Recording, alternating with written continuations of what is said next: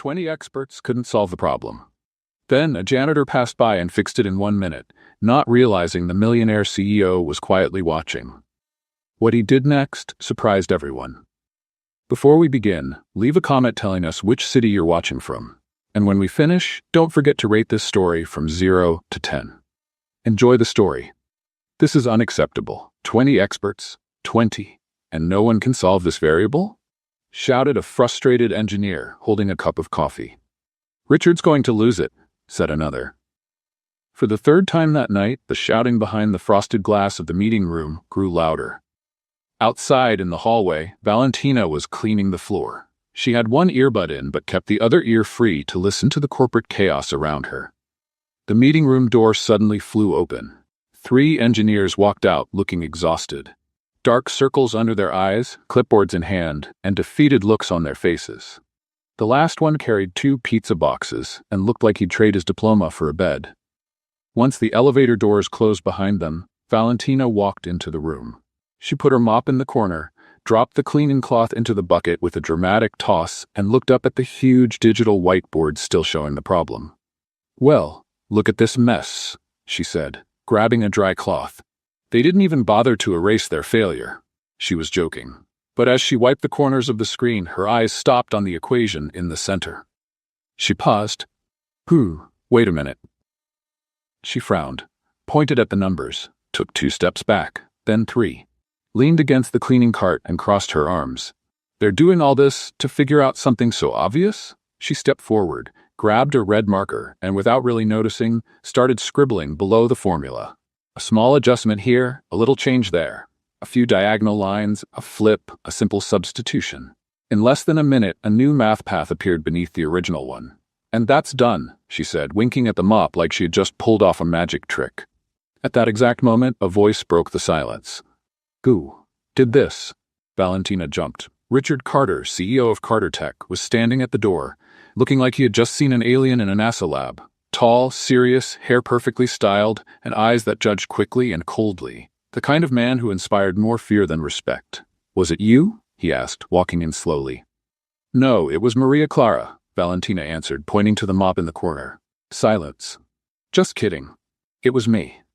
Richard stepped up to the board, still watching her. His eyes moved from Valentina's face to the formula, and then back to her again. He seemed to be thinking hard. You know what this means? That you don't need to keep importing lab geniuses. Maybe let the janitors try once in a while." He ignored the joke, eyes fixed on her solution. He pulled a tablet from inside his suit and began typing. This is impossible. None of our consultants even thought of this shortcut." Valentina leaned against her cart, pretending not to care. "Maybe they're too busy trying to look smart." "Where did you learn this?" "Oh, I studied at university, 2 years. Had to stop, couldn't afford to keep going. You know how that goes, though I guess you don't. You're rich." Richard looked up, clearly surprised. For the first time in a long while, someone in his company spoke to him like that, without fear, without flattery, and with a little sarcasm.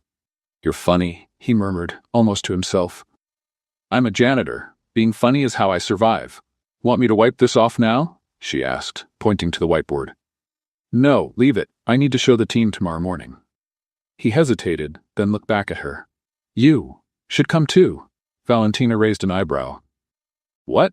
You promoting me to logical reasoning janitor?" "No, I just want to understand how you figured it out. That's all." She paused for a second, then shrugged.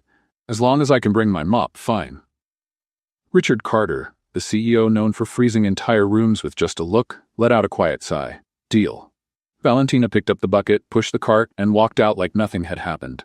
"Good night, boss. Oh, and next time, try smiling a little. It doesn't hurt, I promise." He stood there alone, staring at the revised equation, and for the first time in months, he smiled. The Carter Tech boardroom was packed. Directors, engineers, and managers. Everyone dressed in shades of gray, navy, and black. A sea of suits, tablets, and serious faces. The tension was thick, until the door opened, and someone very different stepped inside, pushing a cleaning cart. Valentina Ramirez, wearing her neatly pressed blue uniform, worn-out sneakers, and a shy smile, stopped at the doorway and looked at the curious eyes now turned toward her. "Good morning," she said, adjusting the bun in her hair and trying to hide her nerves with a polite little smile. There were a few murmurs. Richard, sitting at the head of the table, gestured to the chair next to him. "You can sit down, Ramirez. Mind if I leave the cart by the door? He feels left out if I don't say anything," she joked, drawing a soft chuckle from one of the engineers. She sat down, straightened her uniform, and folded her hands on the table, waiting. "Last night you did something unusual," Richard began. "We'd like to understand what exactly you saw in that equation that the experts didn't." "Oh, well." She gave a nervous little laugh. "I'm not sure I did it the scientific way you folks do, you know? I just looked at it and thought maybe it was more complicated than it needed to be." She pointed to the screen showing the equation. I just simplified it. Kind of like when you try to clean the floor with 3 different products but forget that a damp cloth will do the job." A few quiet laughs went around the room. "Did you study in this field?" one curious engineer asked. "I did 2 years of engineering. But I had to stop. Life got tough, my mom got sick, and the tuition, well, it got heavier than a full bucket. So I quit, but I really love learning. I read everything I can, even medicine labels if you let me." "But how do you remember all of that?" another engineer asked. "Because my mind never stopped learning, just my bank account couldn't keep up." Richard crossed his arms. "So do you think what you did last night was luck?" Valentina looked him straight in the eyes. "And do you think 30 years of cleaning taught me how to solve equations by luck?" Arthur, the technical director, cleared his throat and held up a printed sheet. "If I may, I reviewed her calculations last night. The solution is absolutely correct. And more," he said, looking at the others. "She found a more efficient path than our current protocol." The mood in the room shifted. The looks on their faces now showed surprise. Some admiration, some discomfort. Richard, who until then seemed in control, leaned back in his chair. Another director with a stern expression spoke up. "Do you understand this is a confidential project involving investors, cutting-edge technology, and I'm just the cleaning lady," Valentina finished. "I get it, boss, but I was invited here. I didn't ask to be part of this." The technical director, Arthur, stepped in. Valentina saw something no one else here had noticed. Valentina's eyes widened. "Really? Wow. I was just trying to make sense of the mess. I thought I'd messed something up." Richard watched silently. The way she spoke, with honesty and lightness, not trying to impress anyone, caught his attention in a way he didn't expect. He stood and slowly walked over to the digital board. "What would you think about doing this more often?" Valentina blinked. "What do you mean?" "Being part of the project. For now, just temporarily. As an observation assistant, you wouldn't need to give up your current role. Just sit in on a few meetings, maybe share some ideas if you'd like." She looked at him for a moment, surprised. "Me? Join the meetings for real?" "Yes." Valentina glanced around the room at everyone looking at her. She didn't see judgment. She saw curiosity, maybe a bit of hope. That made her a little nervous, but she took a deep breath and answered with a smile. "Well, only if I can keep wearing my uniform. That's my style. I think best in this apron. Oh, and I still want to keep cleaning, okay? Because I like it. Cleaning helps me think." "Is the uniform a requirement?" Richard asked, trying to figure out if she was joking. "Absolutely. This one's been through at least 5 brainstorms with me. I can't just toss it aside now." More laughter filled the room. Richard, for the first time, let a small smile slip. "All right, the uniform stays. And can I sit near the projector? I've always been curious to press those buttons without being kicked out of the room." "That depends on your behavior," Richard said, turning to head back to his chair. "I promise not to press anything without permission, at least for the first few weeks," she added, making the room laugh again. Arthur, with his usual technical tone, looked at Richard. "She can contribute. Sometimes an outside perspective is exactly what we need." Richard slowly nodded. "Then it's decided. Valentina Ramirez, from today on, will be our observation assistant. Welcome to the project." Valentina slowly stood. "Thank you, really. I never imagined something like this happening, but I promise to give it my best, and if I can't help with the formulas, at least I'll keep the room sparkling." She pulled the cart back, turned around, and left the room just as lightly as she had entered, leaving behind a surprised team and a thoughtful CEO. Richard looked at the door she had walked through. He could still hear the soft sound of the cart's wheels in the hallway. He didn't quite understand what had just started there, but he was sure of one thing. That woman was anything but ordinary. The next day, Valentina could hardly believe she was there, sitting among artificial intelligence engineers, facing charts, code, and serious expressions. The Carter Tech meeting table didn't feel so distant anymore. It was now her new point of view. She listened closely, hands folded in her lap, her cleaning uniform spotless, her eyes moving curiously from one screen to another. Then, one of the engineers let out a loud sigh in front of an unfinished equation. "This calculation doesn't work, not even with magic," he muttered. "Have you tried replacing the vector with a fixed set?" Valentina suggested, using the calmest tone. Everyone stopped. Arthur, the technical director, typed on his tablet, trying her idea. Within seconds, the graphs adjusted. A green light popped up.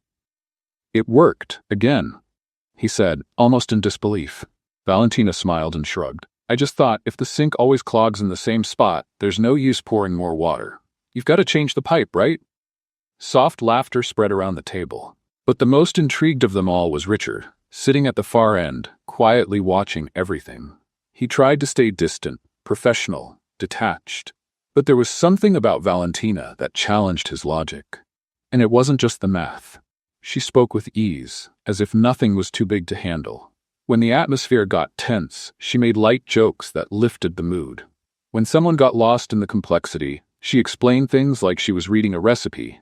And still, Richard noticed the little things, like how she talked to the hallway plants before coming into the room, or how she quietly laughed at the team's inside jokes, even if she didn't totally get them, or how now and then she'd give him a curious look, as if to say, "You overthink things."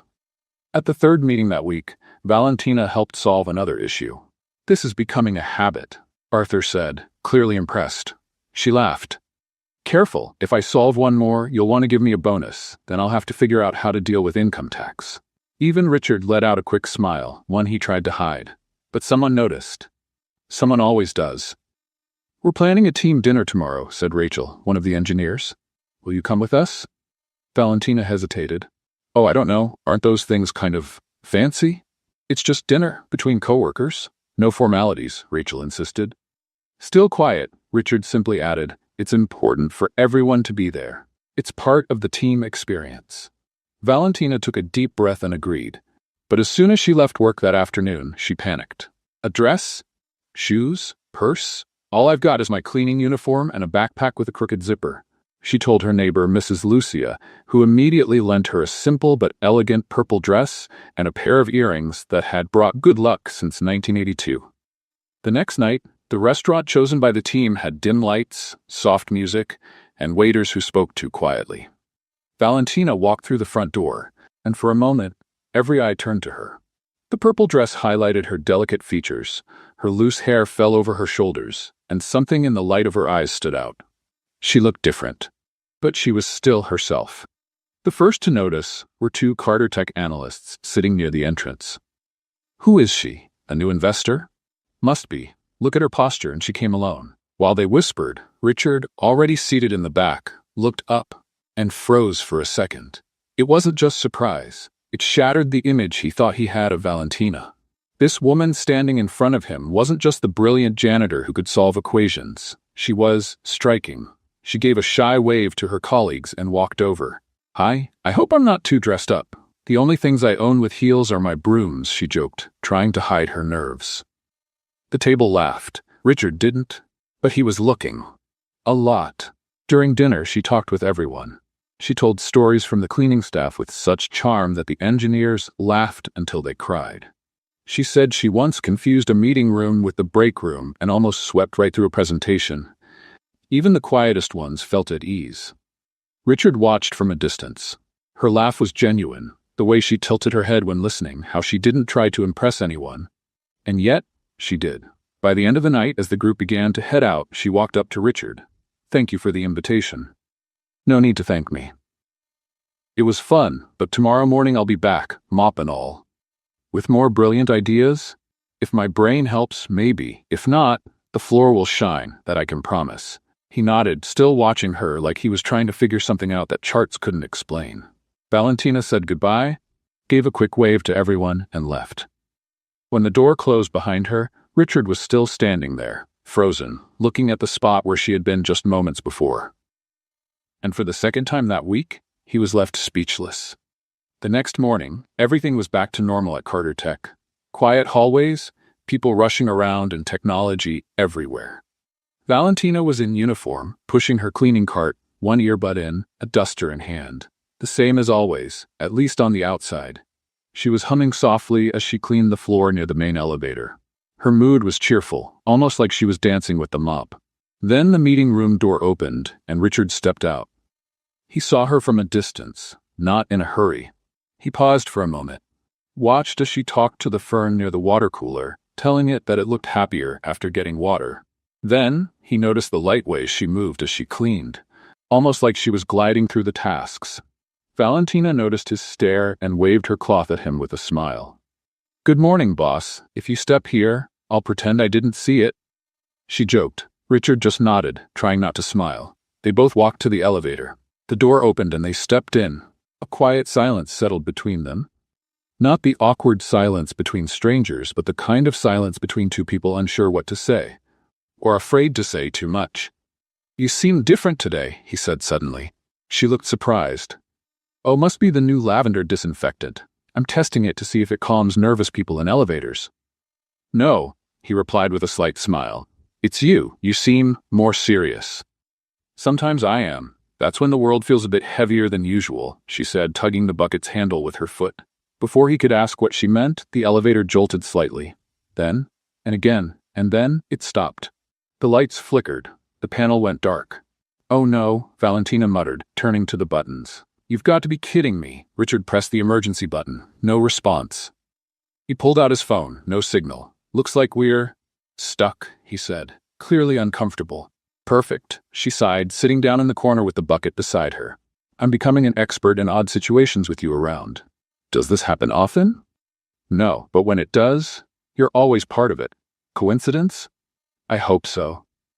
She laughed, crossing her legs and leaning her head against the wall. "The last time I got stuck in an elevator, I was with an old lady carrying 3 grocery bags, 2 filled with fruit and the third with a live chicken. This is a much more comfortable version." Richard leaned against the opposite wall, trying to look calm. But his jaw gave away his discomfort. "You don't like surprises, do you? I'm the CEO of one of the largest tech companies in the country. Surprises mean mistakes. Mistakes cost millions." She looked at him, without speaking. "Are you always like this?" he asked. "So, light-hearted? I try to be. Life didn't always give me reasons to smile, so I decided to make my own. That's admirable." "It's survival," she corrected. "My superpower." He stayed quiet for a few seconds. The elevator's emergency light cast soft shadows across their faces. "My father wouldn't understand that," Richard said suddenly. Valentina looked up. "Really?" He was always obsessed with success. "I grew up in a world where you were only as good as your performance. Got a 90? He'd ask. Why not 100? Won an award? He wanted to know if it was the biggest. There was no room for mistakes or rest." She listened quietly, giving him her full attention. "And you followed in his footsteps." "I think I did. I never stopped to ask if there was another way." "But is there?" Richard hesitated. For the first time, he seemed uncomfortable not having a clear answer. "What about your mother?" she asked, shifting the focus. "She passed away when I was young. He raised me on his own. Work, discipline, routine, that's how it was. Not much talking, not much emotion." Valentina took a deep breath. "Well, then let me tell you what it's like when life is all emotion." She adjusted her posture, looking up at the ceiling of the elevator. "My mother worked all day as a seamstress, cooked for 3 households besides our own, and still found time to laugh with me and my sister at night, even when she was tired." Richard was listening closely. "When she got sick, I dropped out of college to take care of her and my little sister. And it all happened so fast. There wasn't even time to understand it, but I'm happy I did what needed to be done. My mom's doing a little better, and now my sister has a shot at going to college. But anyway, here I am. I just didn't expect to end up stuck in an elevator with the most serious CEO in the Northern Hemisphere." "I'm not that serious." "No? Then prove it." He looked at her. A quiet exchange of glances, challenging, almost intimate. "You make me think about things I usually avoid," he said softly. "Like what?" "Like what my life would be like if I had taken the time to breathe, talk, notice." Valentina smiled, a calm smile, like someone who understands more than she says. "Maybe there's still time." Silence filled the space, but this time it was a comfortable silence, full of unspoken words. She moved a little closer, standing next to him, their shoulders almost touching. Funny how we spend our lives rushing, and then, in a stuck elevator, we learn more about each other than in months of meetings. Maybe the pauses teach more than the plans. See, you're learning. They laughed together. Richard looked at her for a few seconds. There was something there he couldn't quite explain, a strange but warm connection. Familiar but new. He leaned in slightly. So did she. Time seemed to slow down. Their faces moved closer.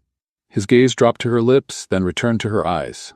But then, the lights came on. The panel lit up.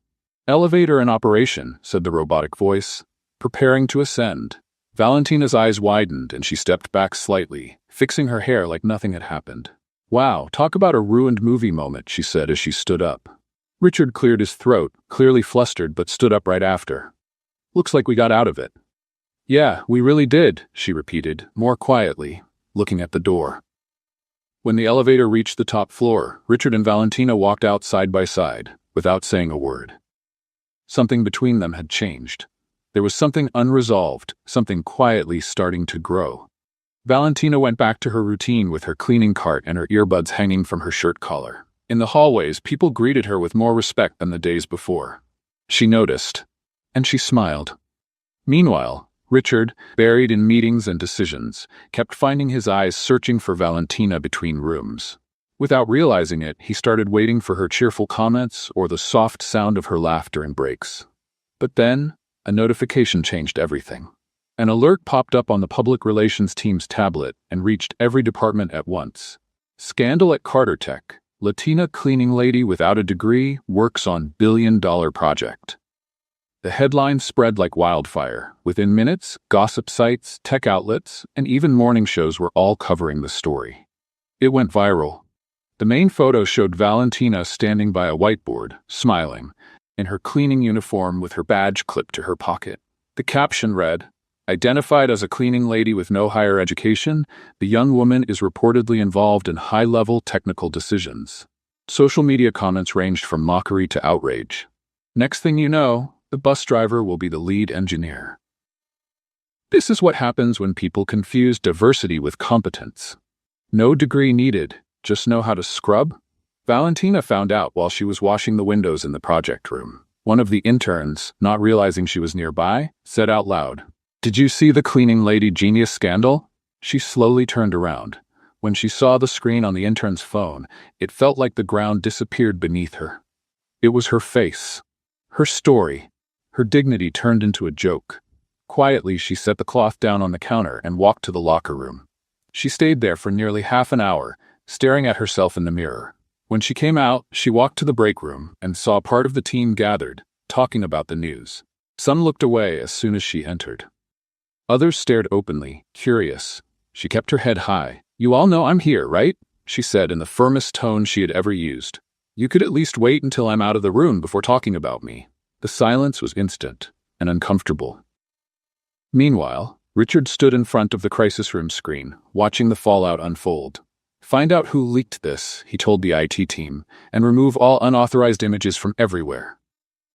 "Sir," said the communications director, "the situation's out of control. We're trying to contain it." "Don't try, do it," he replied sharply. He left in a hurry and went down to the second floor, where he found Valentina sitting in one of the meeting rooms. Her eyes were downcast, but there were no tears. Just a tense face, like she was holding back a storm inside. "Valentina." "I saw it," she interrupted. "I'm taking care of it. This is outrageous, it's prejudiced, and we won't allow—" "Richard, please," she raised her hand, asking for silence. He stopped. "I know you want to help. I know you were upset, but you don't need to protect me." The silence between them was heavy. She stood up. "I didn't get this far because someone gave me permission. I got here because I've been facing the world since I was young. It's not the first time someone has looked down on me. Not the first time I've been laughed at. But this time, I expected that inside these walls, it would be different." Richard tried to respond, but she didn't give him the chance. "I don't want to be protected like I'm some well-meaning mistake that needs fixing. I want to be recognized as someone who's contributing, with ideas, with work, and above all, with dignity." He took a deep breath and stepped closer.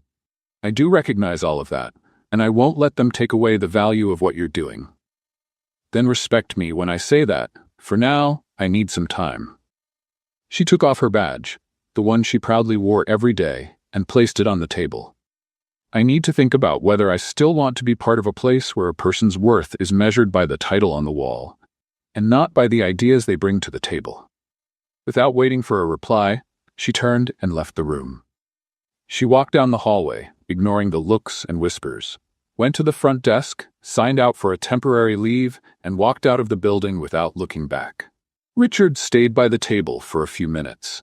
The badge seemed to shine under the cold light of the room, small, simple, but full of meaning. In the hours that followed, the company's atmosphere changed. Everything felt quieter, as if everyone was waiting for something, or someone. The next day, Richard stepped into the elevator. The floor was clean as always, but there was no sign of the blue cart, no scent of lavender, no cloth swinging in the corner, and most of all, no presence to make that space feel less metallic and more human. During the technical meeting, he noticed more interruptions, more tension. The unexpected comments were missing, the clear thinking, the lightness. And at the end of the day, when he walked through the main hallway and saw the plant near the water cooler wilting, he understood. He missed her. Not just her logic, not just her solutions, but her presence, her voice, her laugh, her gaze. Valentina wasn't just part of the project. She was part of something he didn't even know he needed, until now. 3 days passed without Valentina at Carter Tech. 3 days that felt more like 3 weeks to Richard. The technical meetings were tense. Problems took longer to solve, and there was a nearly tangible emptiness in the hallways. Even the plant near the cooler looked droopy, as if it missed the person who used to talk to it every day. Richard tried to focus on work, but every time he passed the second floor, he instinctively looked for the blue cart. When the elevator doors opened, he expected to hear her making one of her cheerful comments. During meetings, he waited for a simple remark that would untangle the most complicated issues. By the third day, he couldn't take it anymore. He asked HR for Valentina's address and, late in the afternoon, drove his black BMW to a neighborhood he had never been to. The streets were narrower, the houses more modest, but there was life on every corner. Kids played on the sidewalks, neighbors chatted on their porches, and the smell of home-cooked meals filled the air. Valentina's house was small but well cared for. The green gate was open, showing a modest garden with colorful flowers and a rocking chair on the porch. Richard parked and sat still for a moment, unsure if he was doing the right thing. Before he could back out, the front door opened, and a middle-aged woman with gray hair in a bun and a floral apron stepped out to water the plants. "Can I help you?" she asked with a kind smile. "Good afternoon. I'm Richard Carter. I work with your daughter, Valentina." The woman's eyes lit up. "Oh, so you're Valentina's boss. Come in, come in. She's talked so much about you. I'm Elena, her mother." Richard hesitated. "Actually, I came to speak with her about—" "Come in first. In this house, guests don't stay at the door," Elena insisted, gesturing warmly. Richard followed Elena into a small but cozy living room, a sofa with crochet covers, family photos on the walls, and the unmistakable smell of cake in the oven. A young woman around 18 sat at the table, surrounded by books and notebooks. "This is Sophia, Valentina's sister," Elena said. "Sophia, this is Mr. Richard, your sister's boss." Sophia looked up from her studies and gave a shy smile. "Nice to meet you, Mr. Carter. Val always says you're very smart." "The pleasure is mine," Richard replied, genuinely surprised by the young woman's politeness.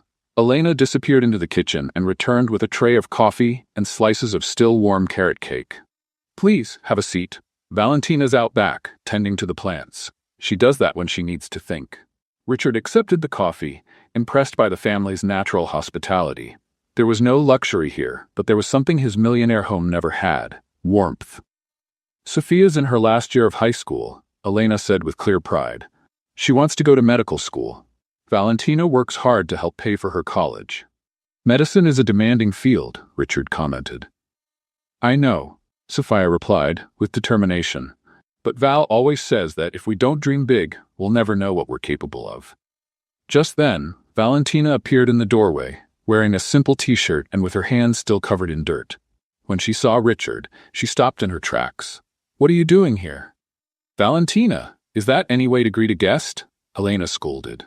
"No, Mom, it's fine. Valentina said as she slowly walked in. I'm just surprised. Richard stood up. I need to talk to you. Then talk. In private, if possible. Alina and Sophia exchanged glances and quietly stepped back into the kitchen, carrying the coffee tray. Valentina crossed her arms, waiting. The company isn't the same without you, Richard began. I imagine you've already found other experts to solve the problems. We have, but none of them solve things the way you do. And more importantly, none of them bring the same energy to the room. She raised an eyebrow. So you came all this way to tell me I'm good at lightening the mood? No. I came to tell you that you make a difference. A real one.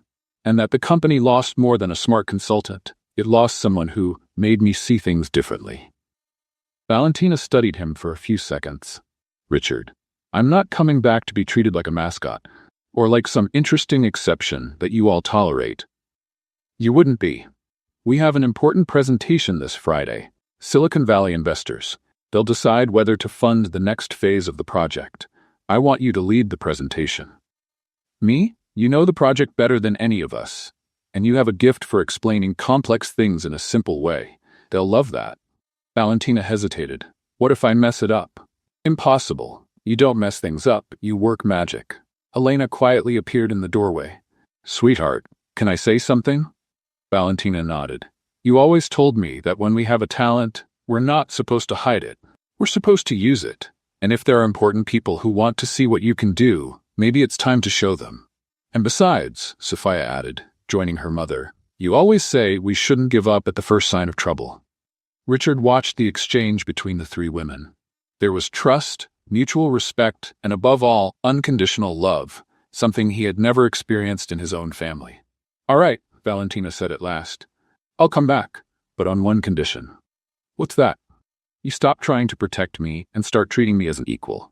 Deal. She reached out her hand to shake his. Then we have an agreement, Mr. V.D. Carter. He took her hand, feeling, for the first time in days, that things might finally fall into place. The following Friday, the Carter Tech conference room was filled with investors in expensive suits and skeptical expressions. These were people used to dealing in millions. They analyzed every word, every gesture, every number. Valentina walked into the room wearing a blazer borrowed from Rachel, but kept true to herself. Her hair was pulled back in a simple ponytail, no heavy makeup, and the same confident smile as always.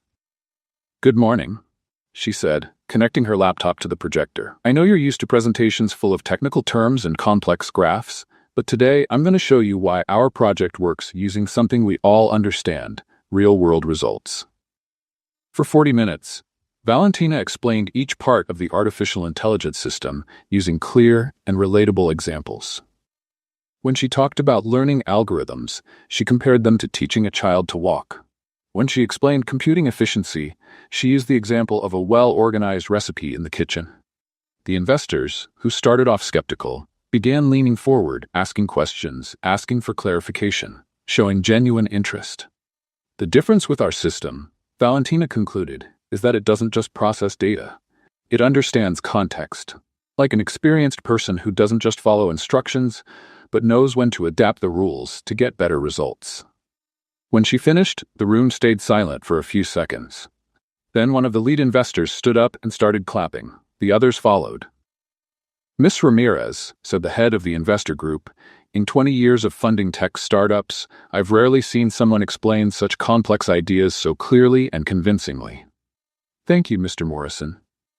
We're prepared to offer $50 million for the entire project. A murmur of surprise swept through the room. It was far more than anyone expected. Richard, watching from the back of the room, couldn't hide his pride.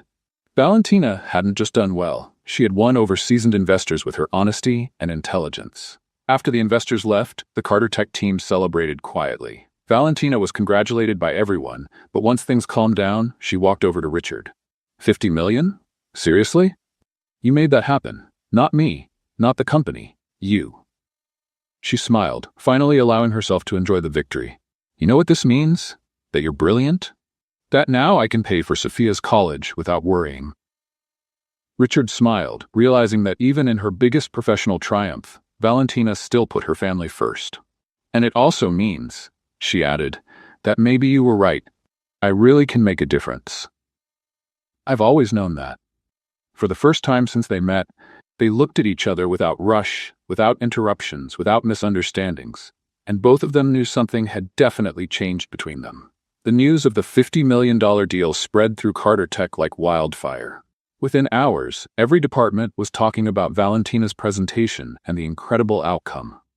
The atmosphere at the company, tense over the past few days, was now full of fresh energy. Later in the afternoon, Arthur suggested an informal celebration in the break room on the 12th floor. Nothing fancy, just the main team gathering to toast the company's historic moment. "No formalities today," said Rachel, popping open a bottle of champagne she had hidden in the fridge for special occasions. "Tonight, we celebrate for real." The break room, usually quiet and empty after hours, was now filled with laughter and lively conversation. Valentina, still wearing the borrowed blazer, was at the center of it all, but she stayed true to her humble self. "I just said what you all already knew," she insisted, as Arthur handed her a glass of champagne. "You're the ones who did the hard work. But none of us could have explained it to those investors the way you did," one of the engineers replied. "You have a gift." Richard watched from a distance, leaning against the wall near the window, with a view of Seattle. There was something different about him. His shoulders were less tense, his jaw more relaxed, and even his posture seemed lighter. The success of the presentation had clearly lifted a heavy weight from his shoulders. As the night went on, people began to leave. First, the older folks, then those with families waiting at home, until just a few were left in the room. "I'm heading out too," said Rachel, grabbing her bag. "We've got that early meeting with legal tomorrow." "I should go as well," added Arthur. "My wife's going to kill me if I'm late again." One by one, the others left, until only Richard and Valentina remained in the dimly lit room, the city lights shining through the panoramic window. The silence between them wasn't awkward, but it carried a different kind of tension. Not the professional kind from their first days or the strain from recent challenges. It was something quieter, more personal. Valentina still held her glass, watching the bubbles slowly rise in the champagne. "So," she said, breaking the silence, $50 million. That's like a lot of money, huh?"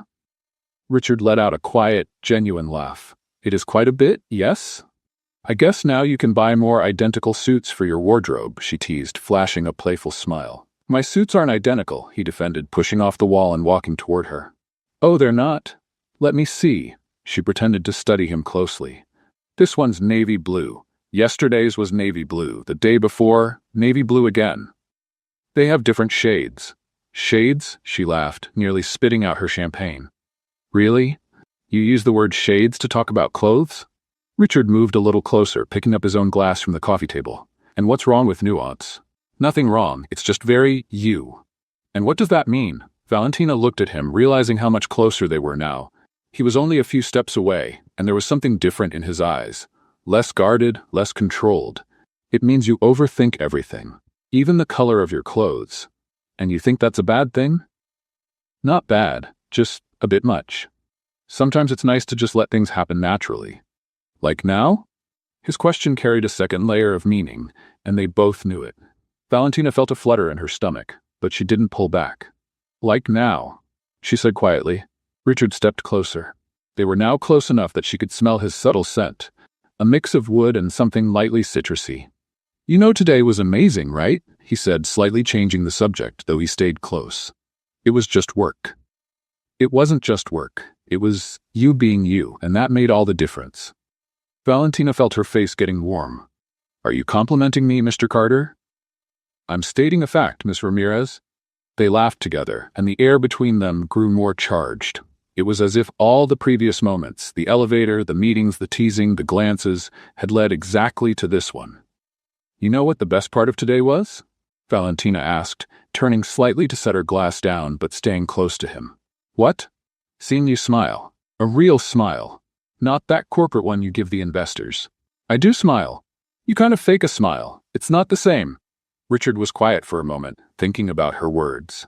"Maybe I've just gotten out of the habit." "That's a shame. You look much better when your smile is real." The words slipped out before she could filter them, a moment of pure honesty that surprised them both. Richard looked at her closely. "Valentina, what? You confuse me." "Confuse how?" "Confuse as in, I don't know if I should keep things professional or Or, he didn't answer with words. Instead, he raised his hand and gently touched her face, brushing her cheek with his thumb. Valentina closed her eyes for a second, feeling his touch. Richard, I know this is complicated. I know I shouldn't. Stop thinking so much, she said, opening her eyes and looking directly at him. That was all he needed. Richard leaned in slowly, giving her time to pull away if she wanted. But she didn't. Instead, she leaned in too, until their lips met in a soft kiss, hesitant at first. The kiss deepened naturally. It wasn't desperate or rushed, but full of all the unresolved moments between them.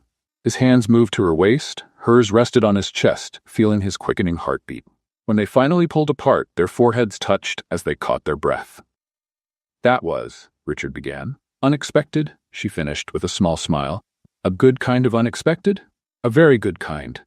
They chuckled quietly, still close, still processing what had just happened. So, now what? Valentina asked. Now, I don't know. He admitted honestly. Well, at least you're being honest. I'm always honest with you. They stayed there a few more minutes, talking softly, laughing, sharing a few more gentle kisses. It felt like a wall had come down, allowing them to connect on a level beyond the professional. When it was finally time to leave, Richard walked her to the parking lot. Want me to drive you home? He offered. No need. I took the bus. All the more reason. Let me drive you. On the drive to her house, they talked naturally, as if the moment they shared had cleared the air for good. When they arrived, he walked her to the gate. Thanks for the ride, and for the rest of the evening. The pleasure was mine. They kissed again, this time shorter, but just as meaningful. I'll see you tomorrow, she said. I'll see you tomorrow, he replied. But when tomorrow came, everything had changed. Richard arrived at the company at his usual time, greeted employees with his usual politeness, and attended the morning meetings with his usual professional manner, as if the night before had never happened. When Valentina arrived for the project follow-up meeting, he barely looked at her. He answered her technical questions directly, but avoided eye contact and any conversation that wasn't strictly about work. Richard, can we talk about the next steps for the project? She tried after the meeting. Pass these tasks to Arthur. He'll handle the implementation, he said curtly, without even looking up from his papers. Valentina stood there for a few seconds, confused and hurt. Is everything okay? Everything's normal, just focused on work. The coldness in his voice hit like a bucket of ice water. Valentina left the room without another word, but with a heavy heart. On the second day, things got worse. Richard was even more distant, almost cold. He avoided being alone with her, passed off any communication through other team members, and when he had to speak to her, his tone was so formal, it was like he was talking to a stranger. During lunch, Valentina tried again. Richard, I need to talk to you. I'm busy right now. Schedule a meeting with my assistant. Schedule a meeting? Seriously? He looked at her with a blank expression. That's the proper protocol. Proper protocol. The words echoed in Valentina's mind like a slap in the face. That afternoon, she stayed in the break room after everyone had left, staring out the same window where just 2 days earlier they'd shared a moment together. The view was the same, but everything felt different now. The tears came without warning, not from anger, but from disappointment. Disappointment in herself for believing that moment had meant something to him, for letting herself be vulnerable, for mistaking his moment of weakness for something real. She wiped her eyes with the back of her hand and made a decision. The next day, at the end of the workday, Valentina knocked on Richard's office door. When he said to come in, she walked in and placed an envelope on his desk. What's this? He asked, not looking up. My resignation letter. This time he looked up, surprised. What? You heard me. I'm resigning. Why? Valentina looked at him, a mix of sadness and resolve in her eyes. Because I'm not going to work in a place where I'm treated like a mistake to be ignored. Because I won't stay where my presence makes someone uncomfortable. And most of all, because I deserve more respect than this. Valentina. No. She raised her hand, cutting him off. You made your position very clear these last few days. I got the message. Now I'm making the decision I should have made from the start. She turned to leave, but paused at the door. That night meant something to me. But I realized that to you, it was just a moment of weakness you'd rather erase. That's fine. I just didn't expect you to be too much of a coward to talk about it like an adult. And she left, closing the door behind her, leaving Richard alone with the envelope and the weight of his own choices. The days after Valentina's resignation were some of the longest in Richard Carter's life. For the first time in his fast-moving career, he couldn't fully focus on work. His meetings were still efficient but robotic. His decisions were still accurate, but the spark he'd found in the last few weeks was gone. The office felt bigger, colder, and quieter.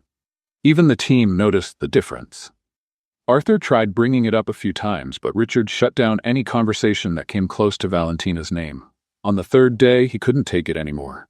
He picked up the phone and dialed her number. It rang once, twice, 3 times, then went to voicemail. "Hi, you've reached Valentina. If it's important, leave a message. If it's spam, you already know."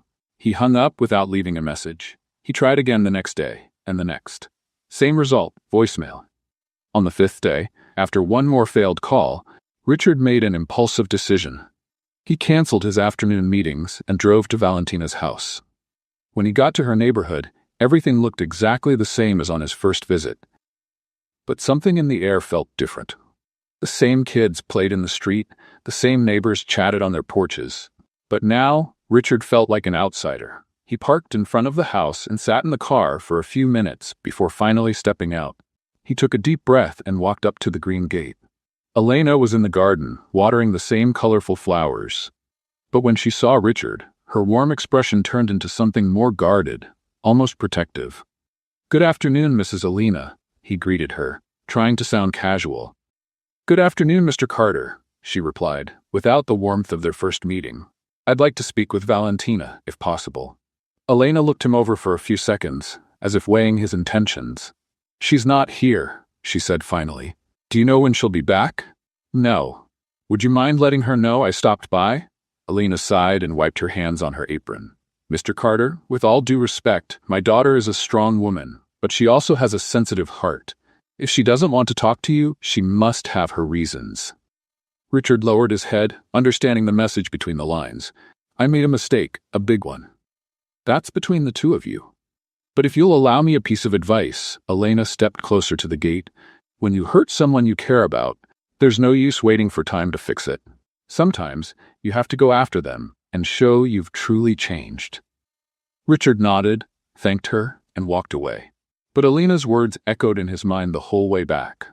That same night, Richard decided to try a different approach. He opened his laptop and started writing an email. He wrote and deleted at least 10 different versions, trying to find the right words to express how he felt. In the end, he went with something simple and direct. "Valentina, I know I don't deserve your attention right now, but I need you to know that what happened between us meant a lot to me. The way I reacted afterward was cowardly and unfair to you. The Tech Future Seattle event is on Friday. I'll be giving the main presentation about our project. I'd really like you to be there. Even if you don't want to talk to me, please come. You deserve to see the public recognition of the work you helped build. Richard." He hit send before he could change his mind again. The reply came the next day. Short and direct. "I'm not going." 2 words that carried the full weight of Valentina's disappointment and pain. Richard spent the rest of the week trying to focus on his presentation, but his thoughts were constantly divided. The Tech Future Seattle conference was one of the most important tech events on the West Coast. Representatives from top Silicon Valley companies would be there, along with international investors and the tech media. It was the perfect stage to present the project that had secured a $50 million investment. It should have been Richard Carter's big moment, but all he could think about was how that success meant nothing without the person who had made it all possible. On Friday morning, the Seattle Convention Center was packed. Over 1,000 people moved through the halls, networking around every corner, with conversations in multiple languages creating a buzz of anticipation. Richard arrived 2 hours before his presentation, as he always did. He checked the equipment, tested the slides, mentally rehearsed every transition. Everything was technically perfect. Richard called James Morrison, the same investor who had made the multi-million-dollar offer. "Looking forward to your talk today. I hear you've got some exciting updates. We hope to make a strong impression." Richard replied, shifting into his corporate polite mode. "And that brilliant young woman who gave the last presentation? Valentina? Will she be speaking today?" The question hit like a punch to the gut. "She's focused on other projects at the moment." Morrison raised an eyebrow, but didn't press further. Meanwhile, 15 kilometers away, Valentina was on the living room couch at home, with Sophia beside her, watching the live stream of the conference on her laptop. "Are you sure you don't want to go?" Sophia asked for the 10th time. "I mean, it's your project too." "I'm sure," Valentina answered, though her voice didn't sound fully convinced. "Mom said he came here looking for you." "I know, and you didn't even want to talk to him." There was nothing to say. Sophia studied her sister's face. "You know, Val, when you like someone and you're hurt, sometimes we make decisions out of pride that we end up regretting." Valentina looked at her younger sister. "Since when are you a relationship expert?" "Since I started watching my big sister suffer over a guy who's clearly suffering too." Back at the convention center, there were 15 minutes left before Richard's presentation. He was backstage, reviewing his notes one last time when Arthur walked over.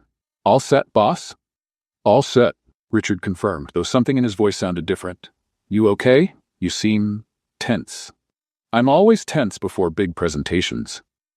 "Not like this," Arthur observed. "It feels like something's missing."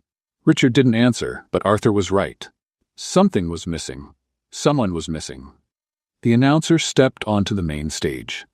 "Ladies and gentlemen, it's my pleasure to introduce the CEO of Carter Tech, Richard Carter, who's here to speak to us about groundbreaking advances in adaptive artificial intelligence." Applause echoed through the packed auditorium. Richard walked onto the stage with his usual confident posture, but inside he felt an unusual anxiety. "Good afternoon," he began, his voice ringing through the speakers. "Today I'm going to present a project that represents a major step forward in artificial intelligence." He clicked to the first slide, but for just a second he hesitated. Normally his presentations flowed with ease, but today the words felt mechanical, too rehearsed. "Our system has developed an innovative approach to processing complex data that—" Richard stopped. He looked at the screen, then out at the audience. Hundreds of faces watched him, waiting, but all he could think about was how naturally, how clearly Valentina had explained those same concepts.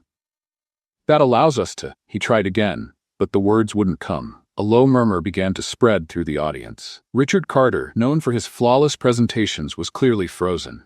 At home, Valentina was watching, heart pounding. "Is he not feeling well?" Sophia asked. "He's nervous," Valentina replied, though her voice held real concern. On screen, Richard tried to gather himself, but it was clear he was struggling. He stared at the slides, but the technical terms that usually came so easily now felt hollow. "Sorry," he said to the audience. "Let me collect my thoughts." But even that pause didn't help. It was as if he'd lost his connection to his own work. Valentina suddenly stood up from the couch. "Where are you going?" Sophia asked. "I need to." Valentina hesitated, eyes still on the screen, watching Richard fight to continue. "Oh, come on!" She ran to her room, changed clothes quickly, and called out to her mom. "Mom, I'm going out. I'll be back soon." "Where to, honey?" "To save a proud idiot." Elena smiled, knowing exactly what that meant. Back at the convention center, Richard gave it one more try. "The system we developed uses learning algorithms that can—" He paused again. The silence in the auditorium was becoming uncomfortable. Some in the crowd started whispering to each other. That's when he saw her. Valentina had just entered through a side door. She was in jeans and a simple blouse, her hair pulled back hastily like she'd rushed out the door. But to Richard, she'd never looked more beautiful. She moved quietly along the side of the room, avoiding drawing attention, but her eyes stayed fixed on him. When she reached the front, she made a small gesture, signaling she was going to come up. Richard gave the slightest nod. Valentina stepped onto the stage from the side stairs, careful not to interrupt completely. The audience began whispering, curious about who she was. She walked over to Richard and whispered something only they would understand. "Remember when you said I explain things like I'm giving a recipe? So treat this like you're teaching your mom how to make fudge." It was a nod to their past conversations, the laughs they'd shared, those moments when everything had just flowed. Richard let out a genuine laugh, the first real one in days. "Thank you," he whispered back. Valentina stepped back but stayed on stage, a quiet support. Richard turned back to the audience, and now he looked completely different. Relaxed, natural, fully present. "I apologize for the interruption," he said with a smile the audience wasn't used to seeing. "Sometimes we need a reminder that even the most advanced technology in the world only matters if we can explain it in a human way." And that's when the real presentation began. Instead of heavy technical terms, he used simple comparisons. He explained learning algorithms by comparing them to how a child learns to recognize familiar faces. He described computational efficiency using the image of a well-organized kitchen, where every ingredient has its proper place. The audience, once restless, now leaned in, completely engaged. Genuine laughter filled the room as he made clever comparisons, and quiet murmurs of approval followed each elegantly simple explanation. "The difference with our system," Richard concluded, echoing the same words Valentina had used during the investor presentation, "is that it doesn't just process information, it understands context, like someone with experience, not just following the rules, but knowing when to adjust them to get the best results." When she finished, the silence lasted only a second before the room burst into enthusiastic applause. The audience rose in a standing ovation that went on for nearly 2 minutes. Richard looked at Valentina, who was quietly clapping in the corner of the stage, tears of pride in her eyes. After the presentation, once the congratulations and compliments had died down, Richard went looking for Valentina backstage. She was leaning against the wall, watching the activity around her. "Valentina," he said as he approached, still taking in everything that had just happened. "Hi," she replied, with a small but genuine smile. "You came." "I did." "Why?" She shrugged. "Because even though you're a proud idiot, I couldn't just watch you struggle on that stage." Richard took a deep breath. "I need to tell you something." "Go ahead." He pulled her aside, away from curious eyes. "You're the only person who's ever made me want to be more human." Valentina looked at him, surprised by the raw honesty in his words. "Richard?" "No, let me finish. I spent my whole life building walls, keeping distance, being professional above all else. And then you came along, in your cleaning uniform, making jokes about plants. And suddenly, I started wondering if there was another way to live." He paused, choosing his words carefully. "When we kissed, I panicked. Not because it meant nothing, but because it meant everything. And I didn't know how to handle that. So you decided to pretend it never happened." "It was the worst decision I've ever made." Valentina was quiet for a few seconds, letting it all sink in. "And now?" she finally asked. "Now I want to try again. Do it right this time. If you'll give me a chance." She studied him, seeing the real vulnerability in his eyes. "A chance for what exactly?" "To find out who I can be when I'm not trying to be perfect all the time."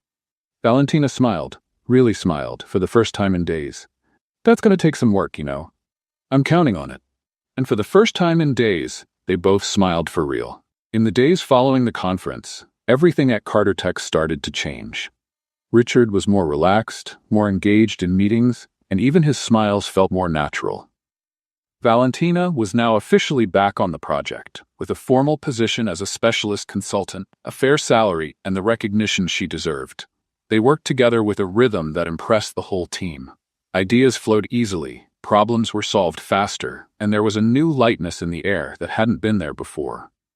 But there was also something lingering, an unresolved tension, a conversation that still needed to happen, and feelings that were being carefully avoided while they focused on work. It was a Wednesday when Valentina received the phone call that would change everything. She was in the project room, going over code with Arthur, when her phone rang. The number wasn't familiar, but something told her to answer. "Hello? Valentina Ramirez?" "Yes, that's me. This is the engineering department at Stanford University. I'm calling about your application for the international scholarship." Valentina nearly dropped the phone. Months ago, in the middle of a sleepless, dream-filled night, she had applied to a scholarship program that seemed far too impossible to ever come true. She had practically forgotten all about it. Yes? "I'm pleased to inform you that you've been selected. The scholarship covers the full master's program in artificial intelligence, along with housing and living expenses. It's an exceptional opportunity." The world around Valentina seemed to pause. "Is this real?" "Completely real. The program starts in 6 weeks. We'll need your decision by Friday. May I send you all the details by email?" "Yes, please." When she hung up, Valentina stood still for several minutes, trying to process what had just happened. Stanford, a full master's degree, full scholarship. It was everything she had once dreamed of when she had to leave college behind. Arthur noticed the look on her face. "You okay?" I think so. That was some unexpected news." "Good news?" "The best kind." But even as she said it, her eyes instinctively searched for Richard through the glass wall of the meeting room. He was focused on a video call, gesturing as he explained something to the people on the screen. That night, Valentina came home with her mind racing. Elena and Sophia were in the kitchen preparing dinner when she walked in with an expression that was both excited and confused. "Did something happen?" Elena asked, immediately sensing something was up. "Stanford offered me a full scholarship for a master's degree." Sophia dropped the spoon she was holding. "Stanford? Like the Stanford? The real one?" Elena stepped closer, drying her hands on her apron. "Sweetheart, that's wonderful. It's everything you ever wanted." "Yeah," Valentina agreed, but her voice lacked the excitement one might expect. "Then why do you look worried?" Sophia asked, always perceptive. Valentina sat down at the kitchen table, resting her head in her hands. "Because now I have a life here. A job I love. People who care about me." "You're talking about Richard," said Elena, not as a question, but as a statement. "Among other things, yes." Elena sat next to her daughter. "Valentina, you always taught me we shouldn't pass up opportunities just because we're afraid." "It's not fear, Mom. It's complicated." "And what does your heart say?" Valentina stayed quiet for a long moment. "It says I need to go, that this might be my only real chance to earn the degree I've always wanted, to prove to myself I can do it." "Then you already know the answer." The next day, Valentina arrived at the company early. She needed to talk to Richard before the day swallowed them up. She found him in the elevator, heading up to the 12th floor. "Good morning," she said as she stepped in. "Good morning. You're here early. I needed to speak with you, privately." Something in her tone made Richard focus immediately. "Is something wrong?" "Not wrong. Just news." When they reached his floor, Richard led her into his office and closed the door. "What's going on?" Valentina took a deep breath. "Stanford offered me a full scholarship for a master's in artificial intelligence." Richard's face shifted through several expressions in just a few seconds. Surprise, pride, and then something that looked like sadness, though he tried to hide it quickly. "Valentina, that's incredible. Stanford is the top university in the field, I know. Are you going to accept?" "I already did." The silence that followed was heavy. Richard walked over to the window, looking out over the city below. "When does it start?" "In 5 weeks." 5 weeks, he repeated, more to himself than to her. "Richard, He turned to her with a smile that didn't quite reach his eyes. "You don't have to explain. It's a once-in-a-lifetime opportunity. You'd be crazy not to take it. I just wanted you to know that these past few months have been the best of my professional life. And my personal life, too. Same for me." They looked at each other for a few seconds, both knowing there was more to say, but neither wanting to make the goodbye harder than it already was.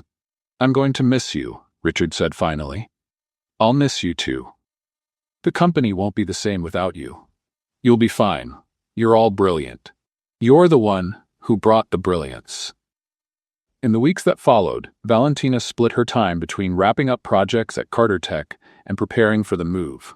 There were documents to handle, flights to book, and a whole life to pack into a few boxes. The team organized a small farewell party in the conference room. There was cake, laughter, heartfelt speeches, and plenty of promises to keep in touch. Valentina tried to keep the mood light, making jokes about how she'd miss fighting with the coffee machine and chatting with the hallway plants. Richard attended the party, but he kept his distance. He shook her hand politely, wished her luck with school, and left early, saying he had an urgent meeting. On her last day, Valentina made a point of cleaning off her desk herself, packing a few personal items into a small box. She was just about to leave when Richard appeared. "Can I help with that?" "No need. It's just a few things." He took the box anyway. "Let me carry it to your car." They walked silently through the halls she had come to know so well, first as a cleaner, then as a consultant. Every step seemed to carry the weight of shared memories. In the parking lot, Richard placed the box in the backseat of the borrowed car Valentina was using. "So this is it," she said, trying to sound casual. "This is it. Will you take care of the plant by the water cooler? It's kind of dramatic. Needs attention." "I'll take care of it. And if you need someone to explain algorithms using cooking metaphors, Arthur did okay in the training I gave him." Richard smiled, a real one this time. "No one explains things like you do. You'll get there. And you'll learn to loosen up too. Promise? I'll try."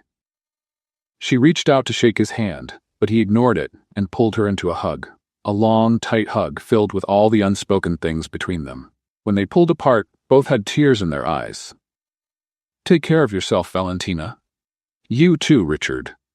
She got in the car, started the engine, and waved through the window before driving off. Richard stood there until the car disappeared around the corner. That night, alone in his apartment, Richard walked to the window that looked out over the city. Seattle sparkled with its usual night lights, but everything seemed dimmer without her there. He grabbed his laptop and started doing something he had never done in his professional life, a search that had nothing to do with business or technology. How to surprise someone special, unique romantic ideas, how to show love in an unforgettable way. He spent hours browsing, taking notes, making plans. Because for the first time in his life, Richard Carter had something more important than work to focus on. Valentina Ramirez deserved an unforgettable surprise. And he had 5 weeks to plan something that would change both their lives forever. The next morning, Richard arrived at the office with a different energy. He canceled all non-essential meetings and asked Arthur to come to his office. "I need your help with a personal project," he said, something he'd never said before. "Of course, boss. What do you need?" "I'm going to do something completely outside of my usual style, and I'll need everyone here to help me." Arthur smiled, already guessing what it was about. "Is this about Valentina?" "It's all about Valentina." And for the first time in weeks, Richard gave a real smile, because he had a plan. And it was going to work. It had to. 6 months had passed since Valentina left for Stanford.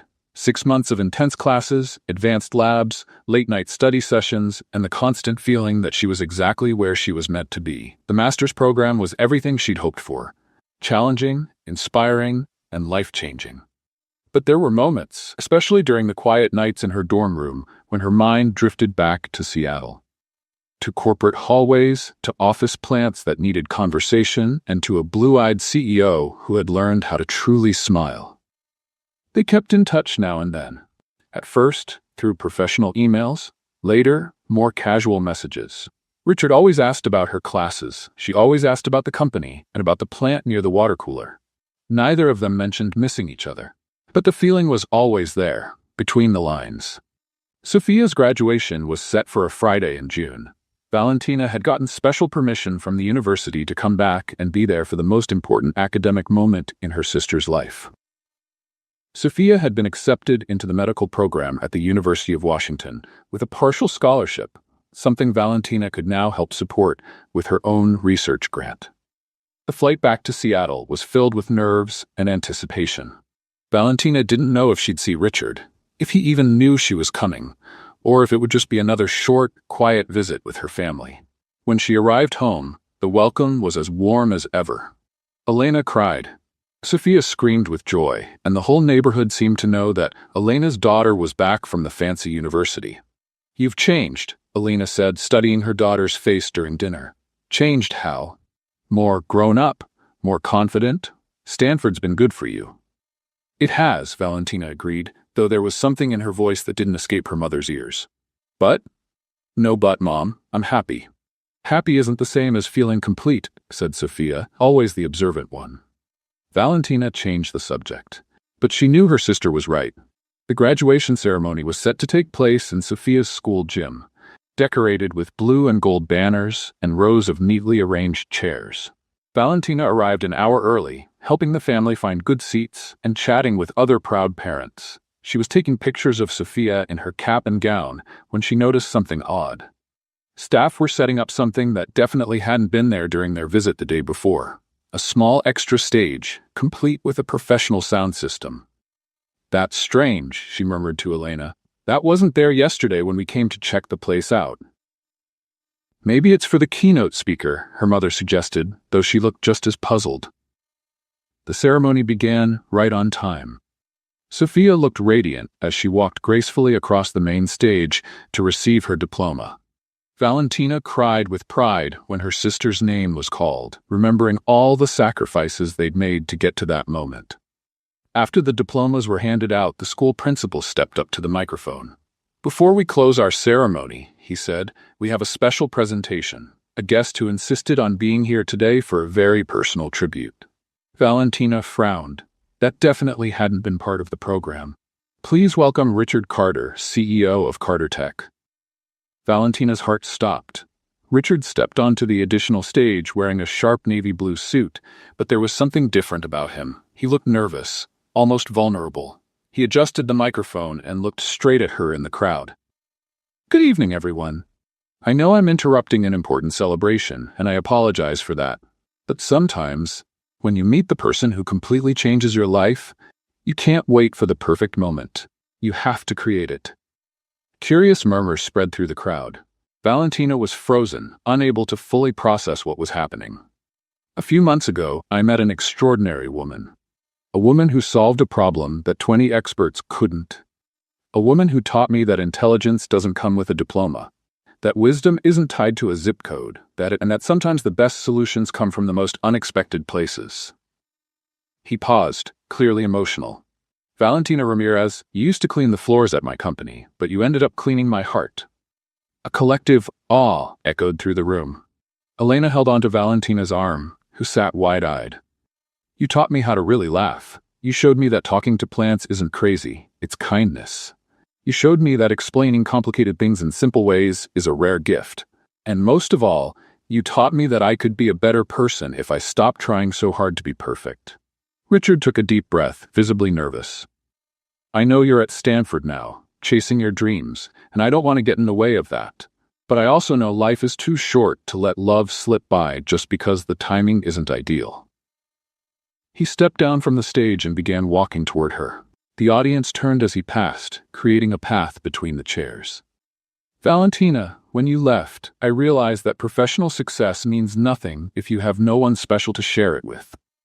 I realized that important meetings are far less important than spontaneous laughter. And I realized that I love you. He stopped in front of her as she sat there, completely stunned. I love you for who you are. Funny, brilliant, challenging, caring. I love you for making jokes during serious moments, and for taking seriously the moments I thought were just jokes. Richard knelt down right there in the middle of the packed gymnasium and pulled out a small box from his pocket.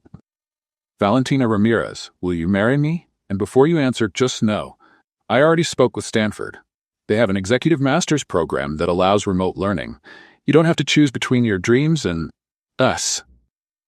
The entire room fell completely silent. Even the kids stopped making noise. Valentina looked at the man kneeling in front of her, the same man who had once been cold and distant, now making a public declaration in the middle of a high school graduation. Richard Carter, she said, slowly rising. You are completely out of your mind. He smiled, waiting.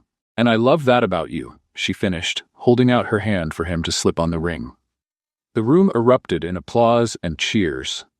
Sophia jumped out of her seat, Elena cried, and everyone in the graduating class's families clapped for a couple they barely knew, but whose story had clearly moved them. Richard stood up and kissed her. A kiss full of everything they had missed, and a promise for what was to come. When they pulled apart, Valentina looked into his eyes with that mischievous smile he adored. But I have one condition, she said, loud enough for the mic to pick up. Anything, he said, still holding her close. I'll only marry you if you clean the house today. Her laughter echoed through the gym, followed by his, and then by the laughter of everyone in the room. Deal, he said. As long as you teach me how to talk to plants properly. Deal, she replied. And there, in the middle of a high school gym in Seattle, during a graduation ceremony, two people who had met in the most unexpected way decided to write the rest of their story. Together. Sophia came running over, still in her cap and gown. Does this mean you're coming back? She asked, hugging her sister. It means we're going to figure it out, Valentina answered, looking at Richard. Together. And I get the world's coolest CEO brother-in-law? Joked Sophia. You'll have a brother-in-law who's going to learn how to make brigadeiro and clean a house properly. Richard replied, getting more laughs from the whole family. Helena walked over and hugged them both. Welcome to the family, son, she said to Richard. I hope you're ready for lots of food, noise, and honesty. I'm ready for everything, he said, especially to be happy.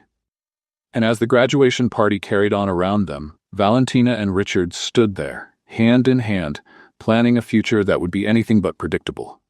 Just the way they liked it. 3 months after the proposal in the gym, Elena's house was in a state of organized chaos. Colorful streamers hung from every corner, guest lists were taped to the fridge, and the constant smell of food being tested for the big day filled the air.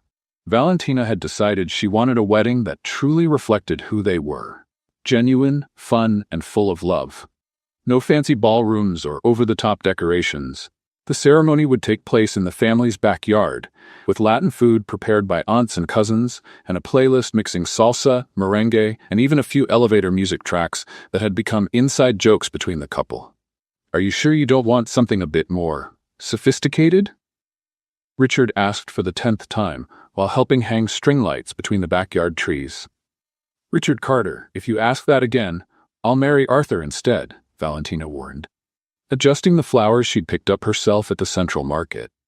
"Arthur doesn't know how to make brigadeiros," Richard replied, making her laugh. "True. You're staying." Elena watched them from a distance, smiling at how naturally Richard had become part of the family. Over the past few months, he had learned how to season feijoada, play dominoes with Valentina's uncles, and even picked up a few Spanish words, enough to make Elena laugh at his pronunciation. The morning of the wedding was sunny, with a light breeze that made the decorations dance gently. Valentina woke up at her mother's house, surrounded by Sophia and 3 cousins who had traveled in for the celebration. "Nervous?" Sophia asked, helping her sister into the simple but elegant dress they'd chosen together. "Not at all," Valentina replied, surprisingly calm. "It's strange, but it feels like the most natural thing in the world. Even though you're marrying a millionaire CEO? I'm not marrying a millionaire CEO. I'm marrying Richard, the guy who talks to plants and blushes when he doesn't get my math jokes." Across town, Richard was having a very different kind of morning. His apartment was filled with Arthur, 3 company engineers, and his own father, who had flown in from New York especially for the wedding. "Son, are you sure about this?" asked Charles Carter for the 5th time, adjusting his son's tie with slightly shaky hands. "Dad, I've never been more sure of anything in my life. She's not who I pictured for you." Richard stopped combing his hair and looked at his father in the mirror. "She's better than anything you or I ever imagined." Charles studied his son's face, seeing a happiness he'd never witnessed before. "Then I approve," he said at last with a small smile. Arthur, who had been watching, stepped closer. "Boss, you're more nervous than when you pitched to those Japanese investors. Those investors were just money. Today is the rest of my life." "You scared?" "I'm scared I'm not good enough for her," Richard admitted, a rare moment of vulnerability. "Man, you learned how to make brigadeiros for her. If that's not true love, I don't know what is," Arthur joked. The ceremony was set for 4 in the afternoon. By 3:30, the Ramirez family backyard was packed. Carter Tech colleagues sat next to neighborhood friends, engineers chatted in English with aunts who answered in Spanish, and kids ran around the chairs decorated with colorful ribbons. Richard arrived on time, but his hands were visibly shaking as he greeted the guests. Elena came over with a motherly smile. "Breathe, son. It's just a wedding, not a corporate merger." "It's worse than a corporate merger," he confessed. "In a merger, the worst that happens is I lose money. Here, if I mess up, I lose Valentina." "You're not going to lose anything. She loves you just the way you are, nervous, perfectionist, and completely in love." The music started to play. A soft version of La Vida es una fiesta, which Valentina had picked because a wedding should have joyful music, not a funeral march. Sophia came out first as maid of honor, followed by 2 cousins as bridesmaids. And then, from the far end of the backyard, Valentina appeared. She wasn't walking in some solemn ritual. She was practically dancing her way to the altar, greeting guests, waving at kids, and even stopping to fix the crooked tie of a little cousin. When she finally reached Richard, he was smiling from ear to ear. "You took your time," he whispered. "I couldn't just rush past everyone without saying hi." "That would be rude," she whispered back with a grin. The efficient, a family friend who had become certified just for the occasion, started the ceremony with a mix of Portuguese, English, and a few Spanish phrases that made the whole family laugh.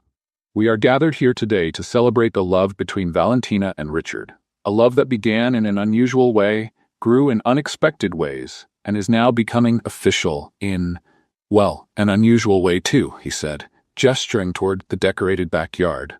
When it was time for the vows, Richard pulled a piece of paper from his pocket, his hands still shaking. "Valentina, I wrote and rewrote this at least 20 times. But in the end, I realized all I really needed to say is simple. You've taught me that life is better when we don't take everything so seriously. You taught me that intelligence comes in many forms, and the best one is knowing how to make others laugh. And you taught me that true love means someone accepting you, even when you wear the same suit every day. The crowd laughed, and even Richard smiled at his own nerves. I promised to love you, respect you, and never again pretend that our special moments didn't mean something to me. And I promised to learn how to cook at least 5 Latin dishes before our first anniversary. I do, yelled one of the aunts from the back, making everyone laugh. Valentina hadn't prepared anything written. She took Richard's trembling hands and spoke from the heart. Richard Carter, you came into my life when I was scrubbing the floors at your company, and somehow, over these past months, we ended up scrubbing away our own wounds, our own fears, our own insecurities. She paused, holding back emotion. You gave me the chance to show I'm more than a cleaning uniform, and I gave you the chance to show you're more than an expensive suit. I promise to keep challenging you, keep making you laugh, and keep reminding you that plants grow better when you talk to them. And I promise to keep pretending I understand your math jokes. Richard added, making Valentina burst out laughing. I now pronounce you husband and wife, the officiant declared. You may kiss the bride. The kiss was met with applause, cheers, and the sound of Latin music that started playing right after the ceremony. The reception that followed was just as Valentina had imagined it. A big buffet with homemade food, drinks ranging from cold beer to fruit punch made by the aunts, and lots of dancing. Richard, who had taken secret salsa lessons over the past 2 months, surprised everyone with his moves. He wasn't perfect, but he was having fun, and that's what mattered. Who is this man, and what did he do with my boss? Joked Arthur, watching Richard spin Valentina on the makeshift dance floor. That's the real Richard, said Rachel. Valentina just melted the layers of ice he'd built around himself. As the night went on, the speeches grew more emotional, the dancing more relaxed, and the laughter more frequent. Elena gave a toast, saying her daughter had found someone who truly completed her. Charles Carter, visibly moved, admitted he had never seen his son so happy. Around 11, as the party started to wind down, Richard and Valentina stepped away to a quiet corner of the yard. So, Mrs. Carter, he said, still holding her hand, how does it feel to be officially married to a CEO? How does it feel to be officially married to a genius cleaning lady? She shot back. Feels like I'm way too lucky. Well, you better get used to it, because you're not getting rid of me anytime soon. They stood there for a few minutes, watching their guests, their families, now one family, and thinking about the future. Richard, I have an idea, Valentina said suddenly. You always do. What is it this time? What if we started a company together? Not a traditional tech company, but one focused on education. Programs to teach kids from underserved communities coding, AI, that kind of thing. Go on. We'll call it something like Codes of the Heart. The idea is to show that talent exists everywhere. It just needs a chance. Richard looked at her, once again amazed by her ability to think of others, even on her wedding day. You know that's brilliant, right? I do. And I also know you'll want spreadsheets and projections before you agree. Actually, he said, pulling her in for another kiss, I'm in. No spreadsheets, no projections, just because it's a beautiful idea from an even more beautiful person. Careful, Mr. Carter, you're getting way too romantic. I've just learned that life is better when you have the right person to share it with. 3 years later, sitting at the headquarters of Code from the Heart, watching a group of young people present their first programming projects, Richard glanced at Valentina. She was laughing with one of the students who had just made a joke about algorithms, explaining complex ideas with the same simple clarity as always. She wasn't your typical genius. She was the kind of woman who cleaned the world. With soap, humor, and love. What did you think of Valentina and Richard's story? Share your thoughts in the comments. And from 0 to 10, how would you rate this story? Don't forget to subscribe to the channel and turn on notifications so you don't miss any of our stories. And be sure to check out more inspiring stories by clicking right here on the end screen.